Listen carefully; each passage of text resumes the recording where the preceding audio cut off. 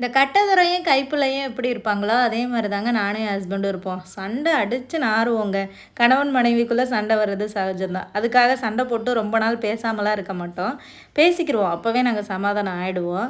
சண்டை போடையில் நான் சொல்லுவேன், ஊருக்கு டிக்கெட்டை போடுங்க, நான் கிளம்பி நான் எங்கள் அம்மா வீட்டுக்கு போகிறேன் அப்படின்னு சொல்லுவேன். என் வீட்டுக்காரர் சொல்லுவார், தாராளமாக போ, உடனே நான் டிக்கெட் போட்டு தரேன், இங்கே நானாச்சும் நிம்மதியாக இருக்கேன், இடத்த காலி பண்ணுன்னு அவர் சொல்லுவார்.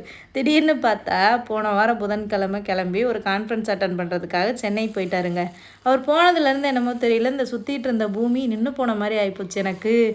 அவர் இல்லாத அந்த ஒரு சில நாட்களை நகர்த்தி கொண்டு போகிறதுன்றது பெரிய விஷயமாயிடுச்சு. ரொம்ப தனிமையாக இருக்கிற மாதிரி ஃபீல் ஆச்சு. ஸோ இன்றைக்கி அவர் ரிட்டன் வராருங்க.